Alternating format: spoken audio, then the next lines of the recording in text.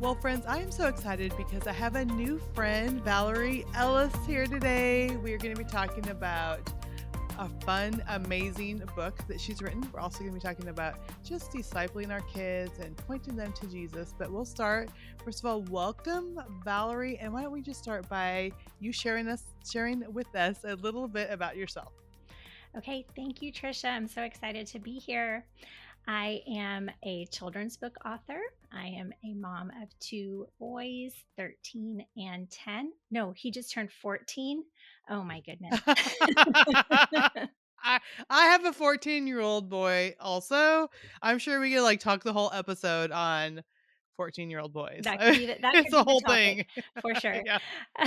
So I also am the founder of Our Everyday Parables, which offers kids book reviews and resources for parents pursuing faith and compassion.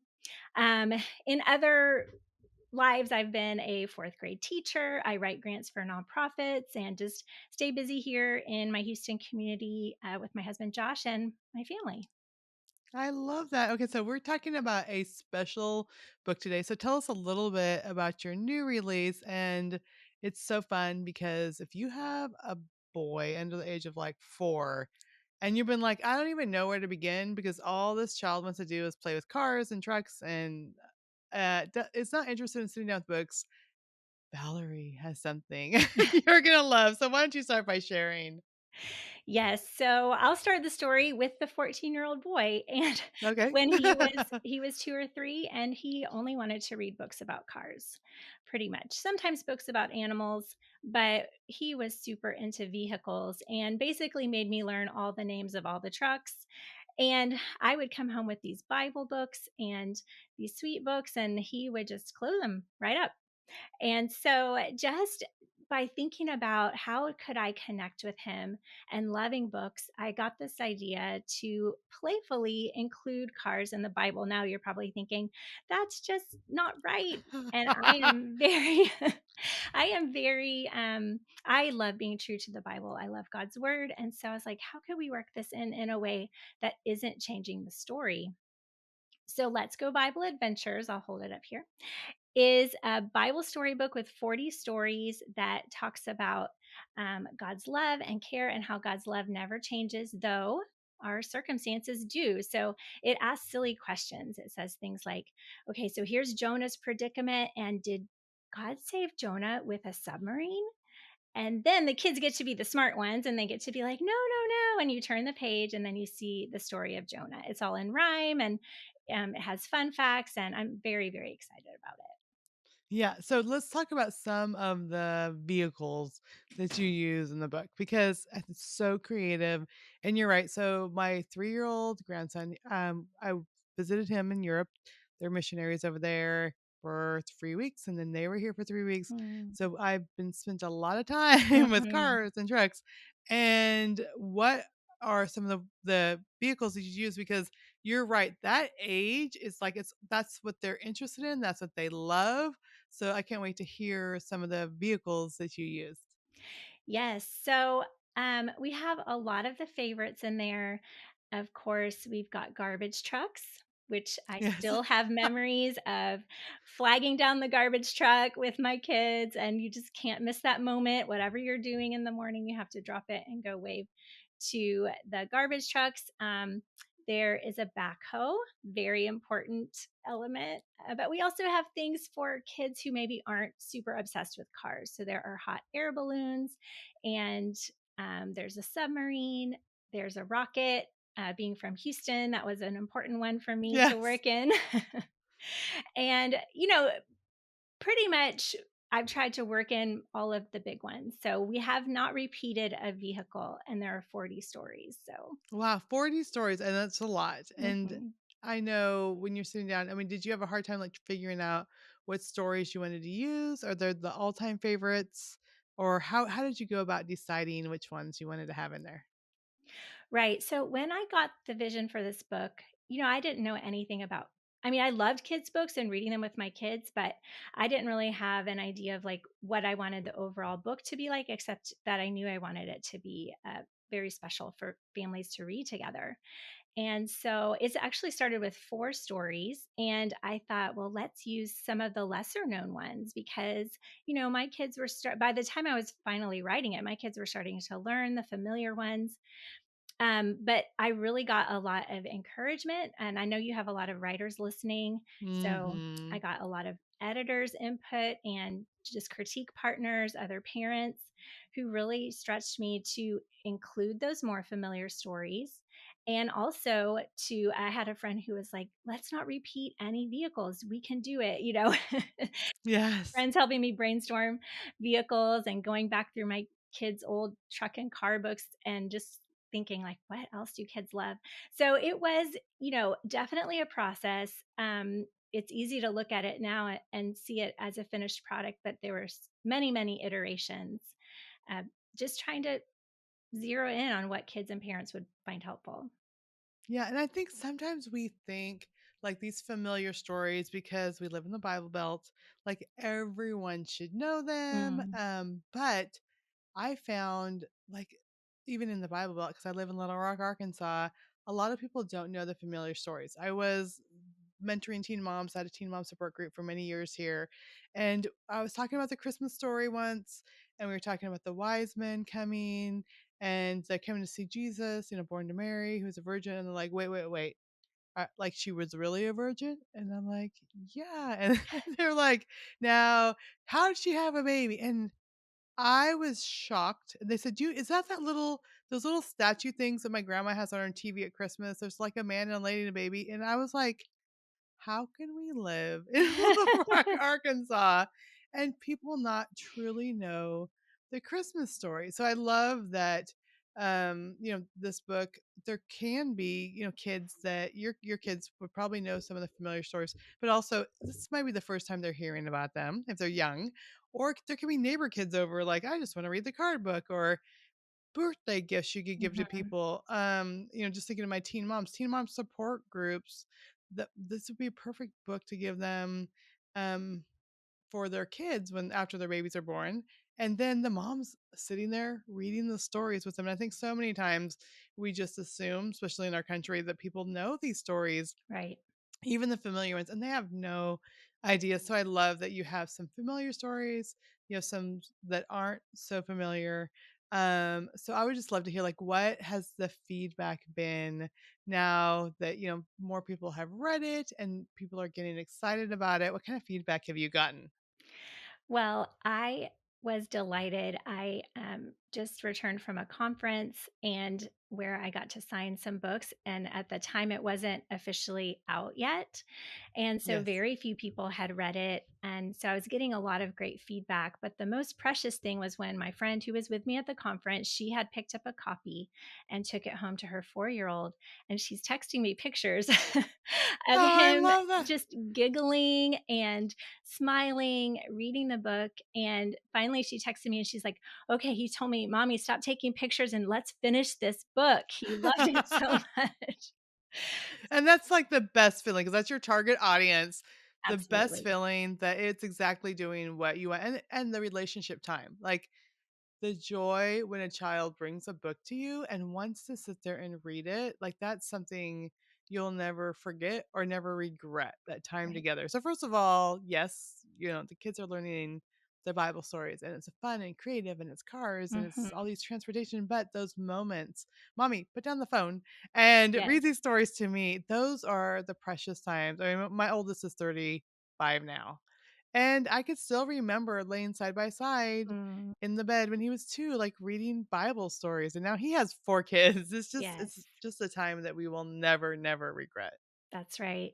It's such a special time. And, that's when I got the idea for this book. That was the vision I had, that it would be something that parents who want to communicate their faith, or like you said, maybe people who don't know the story and just pick it up because it's a car book, Mhm. it catches their interest long enough for them to hear the story of God's love, to hear you are cherished, or God is strong enough to get you through this. So that was exactly the Mhm. idea.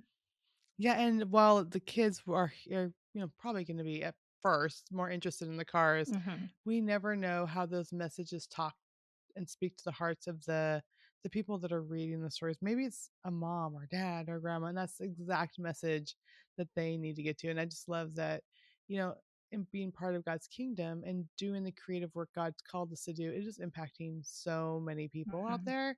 And the ripple effect is going to be so fun when the book is out and more Yes. people have it Yes. and you're going to get more feedback. It's just going to be so awesome.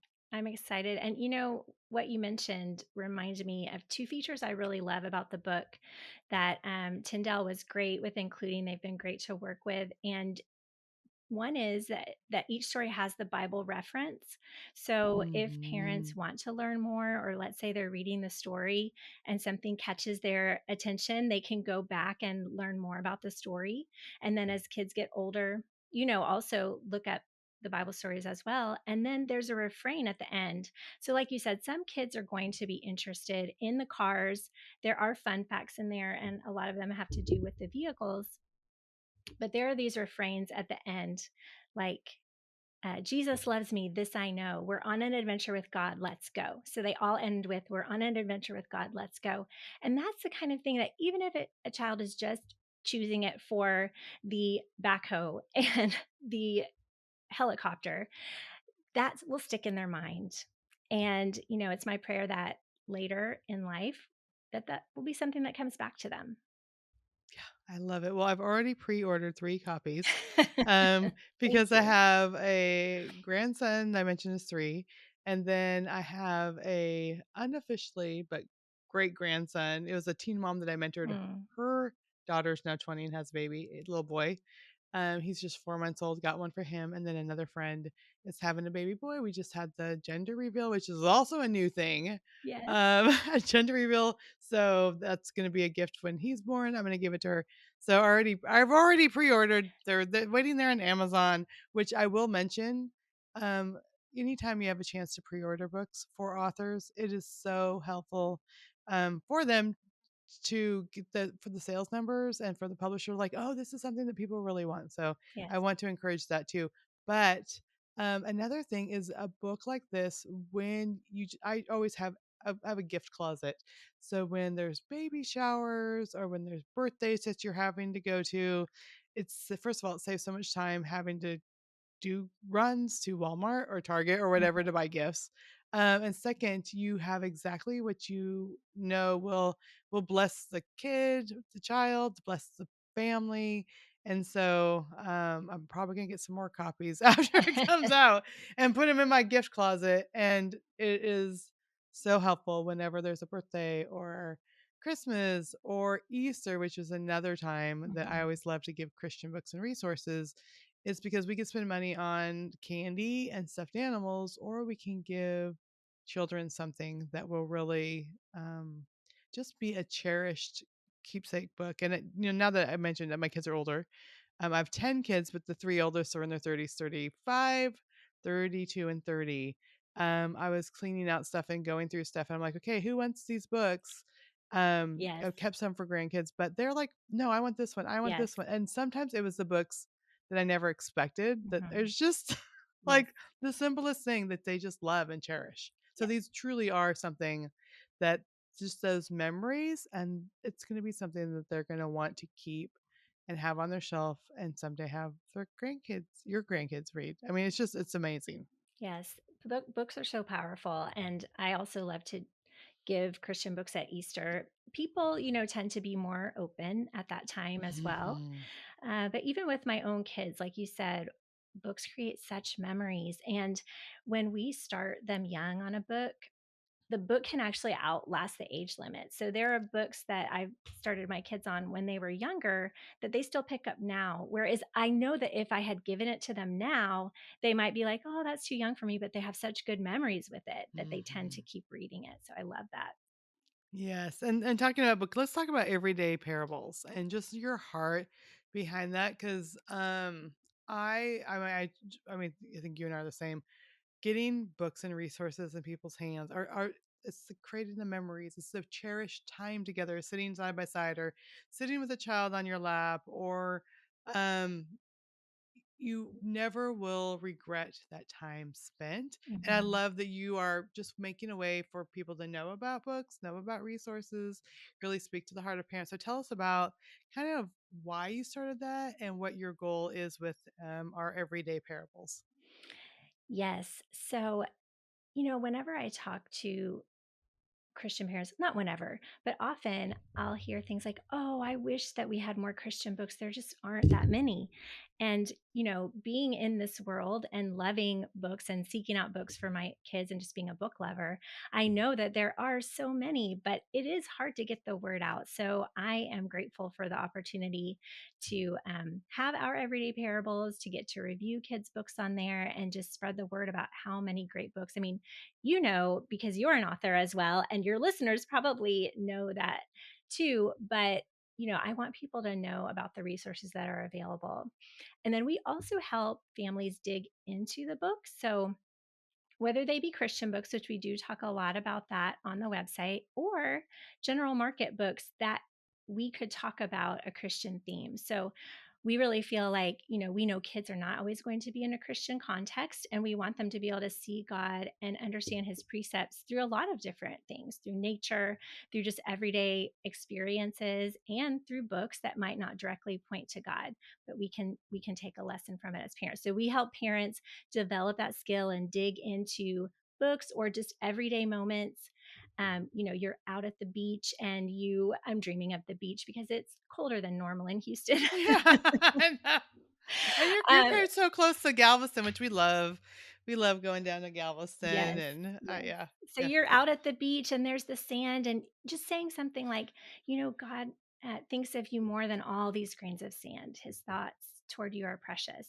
Something simple like that. We really want families to remember that God is relevant in their everyday lives. And the more that they just talk about it in everyday moments, talk about Him in everyday moments, the more their kids will see that God is not just for church or just when I open up this Bible book. yeah. And I want to hear like just how that came to be because I know you talked about being a teacher. You know, you have your own children. You hear from people like, "I wish there was more Christian books," and we're like, "There are, Yes. believe me." Especially if we know other Christian authors, we're like, Mhm. "There's so many friends that have books, and there's awesome things." I've had been collecting Christian books for 36 years. Mhm. You know, my oldest is 35. And so there are so many resources out there. But what was your journey like? And I also know, like, children's books, you've written more than just Let's Go, Mhm. uh, Bible Adventure. So just tell me a little bit about like your heart and then kind of your journey as an author. Okay.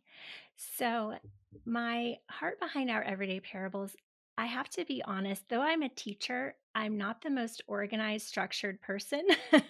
Yeah.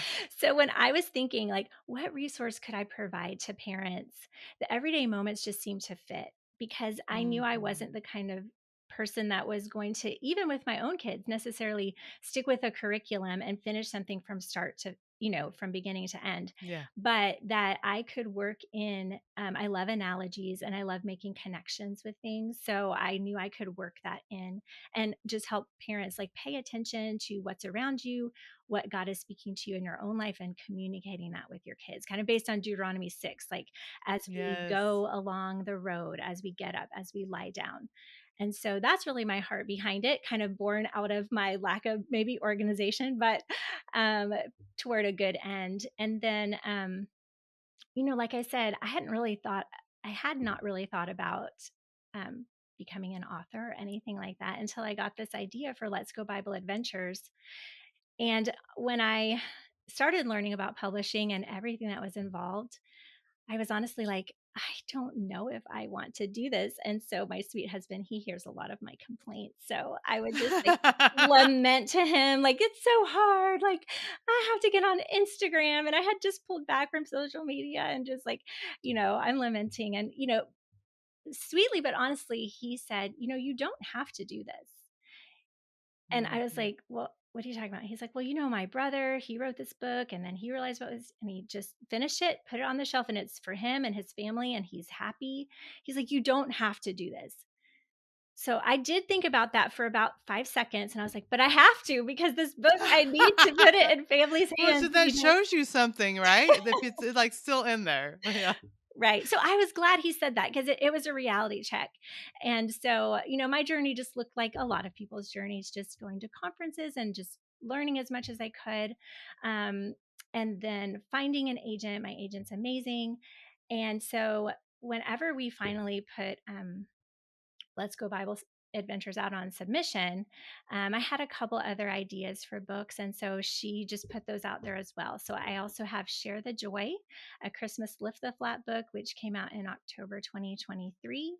And we just had a really fun second season of getting that out to families. Mm. And what I love about that book is, like I said, it's a lift the flat book. And so, because kids love flaps and they love what they love, I hear stories from teachers and parents all times of year about the kids are reading Share the Joy because they want to read those Lift the Flat books.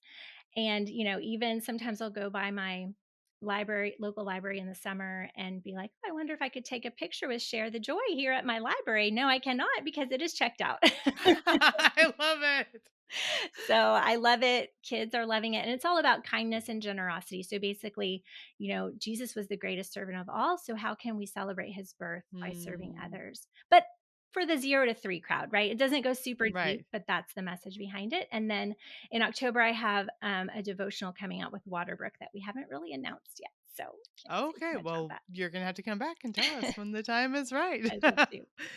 I love that, and I love how everything starts with a seed, right? Mhm, That little seed of an idea that grew, and it would be so easy to like, oh, there's too many obstacles, and I don't want to do that. And you mhm. could have, like your husband said, you don't have to do that.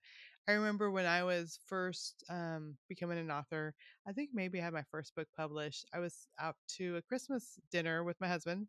It was a new job he was working at, so I didn't really know these people. And we sat down with a couple, and my husband, proudly mentioned that I had a book published. Yes. And my lady's like, "Oh, I've written 3 books." I'm like, "Well, what? Where are they?" She's like, "Oh, they're in my drawer. I don't want to get rejected." And so Mhm, they were just in her drawer. mhm, And I just remember thinking, how sad that you put all that time and effort into them, and that fear often holds us back. And there could be many reasons. It could be fear, it could be time, it could be, we don't want to do all the marketing and publicity stuff, which is all valid. But I love how your husband's little comment made you like, well, wait, I do want to do this.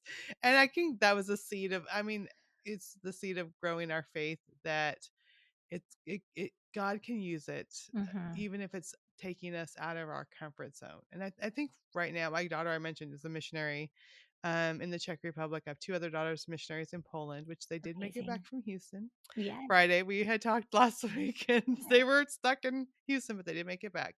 Oh, good. Um, but they have to travel. We've had to get visas for them, all, big things.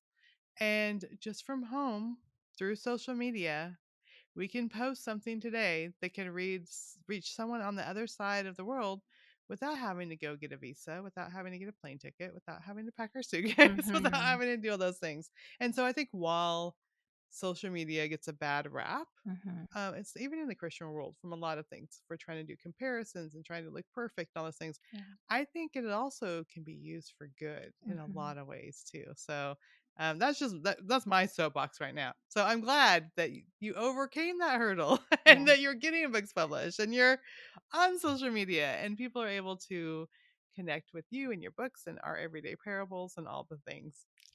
Yes, I'm grateful. And it's definitely been a journey, on the spiritual side too, because I think part of me didn't want to say, like, uh, I'm doing this, And so, Mhm. in a subconscious way, I kind of compartmentalized this part of my life, even a little bit away from God, even though I was studying actually very hard to write this simple.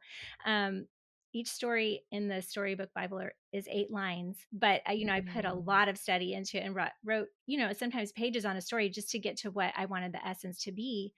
While doing all that studying, I was still kind of like, I don't want to ask God for too much. I don't want to really say this is like part of my journey. But I think what God wanted from me was just to lay it out there and Mhm. ask for big things, not because not like a name it claim it thing, not because I thought he was, wanting to give me these huge things, but just because he wanted me, he wanted my heart. whatever was going to happen on the journey, I didn't know, but he wanted me just to be fully out there with him and saying, honest prayers to him. And so I'm grateful for his patience and just his love and just bringing me to that. It reminds me of like the story of Moses, where God says, I'm going to give you this victory, but you guys go on, without me. Mhm. And Moses is like, we don't want to go anywhere without you. And then God's like, okay, I'll go with you. And then Moses is like, but you don't understand. We don't want to go anywhere without you. God's like, yes, yes, I just said that. But, that's the kind of passion for God's presence I want to have. Like, no matter what happens on this journey or Mhm. any other, just to remember that, you know, my relationship with him is most precious. So, And I do think, I mean, I think that's the way God works. He wants the words out there. He wants the books out there. He wants to be glorified in that way. But also, the process of us doing that changes us mhm. into being more dependent, more worshipful, more Yes. more just thankful for all that he does in our lives. And I love that every book, every project is a faith journey. It's a time to worship God. It's time to grow closer to him. It's time to listen to his still small voice, because I would guess that there are times that sometimes you're working on those rhyming stories where you had to pray for God to give you the words that you needed. So many rhymes. Yes, definitely. And, I love that.